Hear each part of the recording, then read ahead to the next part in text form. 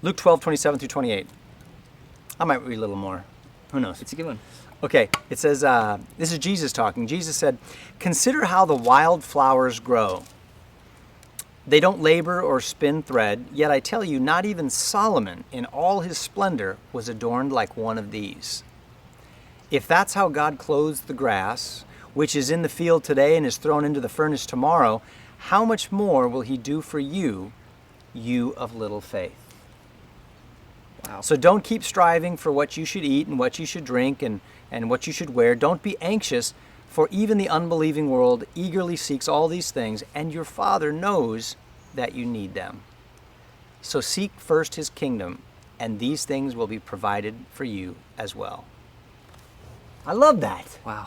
I love how she put that verse on that painting, because he says, "Consider how the wildflowers grow," and that's what the painting is, all those wildflowers.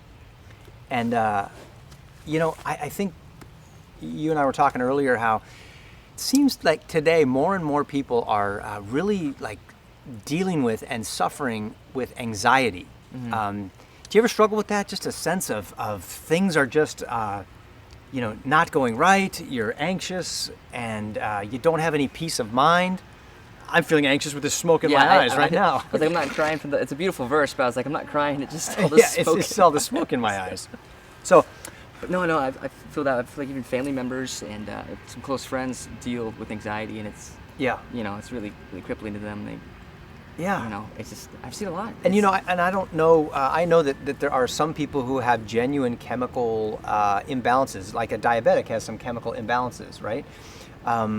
But then there are other forms of anxiety that I know come from just dwelling on the wrong things. And God says in his word, whatever is good, whatever is true, whatever is noble, whatever is of good reputation and character, think about those things. Because I think what we think about, we are about. What we think and dwell on becomes, who we are and what we do. And that can lead to all kinds of anxiety. Absolutely. So I love verses like this. That's like, look at the grass. Like, how much more important are you than grass? And God takes care of that. That's at least when I get overwhelmed, I'm like, oh yeah, it's a good reminder. I didn't know. Yeah, totally. And he says, and the birds of the air.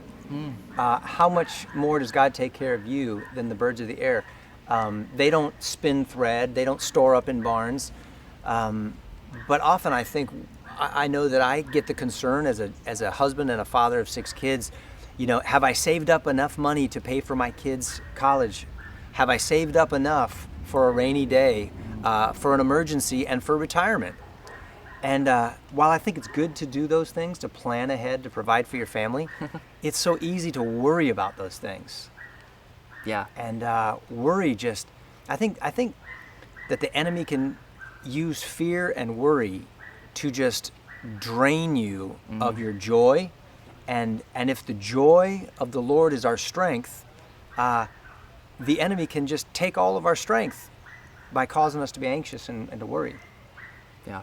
Do you ever feel anxious? Yeah. You got a lot going Sometimes on. I'll be honest with you, sometimes I wake up at 2:30, 3 o'clock in the morning. And like clockwork, I get up and I can't get back to sleep because my mind is just racing. Especially if I look at the clock. And now all of a sudden I know, I've only got 2 hours left before I got to get up. Yeah. And then I just stay up the whole time. And then he robs you of your rest. And I start writing things down that I forgot during the day, and I feel sometimes like I've been a horrible dad, I've been a bad husband, I'm not taking care of this, I forgot about that. And while I know I want to be responsible and I'm striving to be responsible, worrying about those things doesn't make me better at those things. And I need to just trust in the God who clothes the grass of the field with flowers more beautiful than anything King Solomon ever had or that he wore. And he takes care of the birds of the air so much more.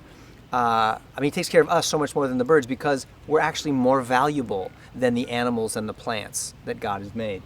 Wow. Yeah. I love that. I think that's important for us to remember too, that, we know that this world is a place that we need to take care of.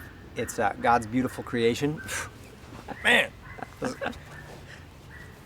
And when I'm up camping in the hills and I see those beautiful waterfalls and those streams and those lakes, and I think, wow, God does such a great job taking care of his creation.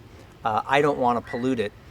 But he says I'm even more valuable than his creation because I'm made in God's image, you're made in God's image, you're made in God's image, and we're here to bring him glory and to bring blessing to other people, and we're here to take care of this home that he's given us. And so that puts us in a whole class above plants and animals, and he cares for us so much more. Yeah. So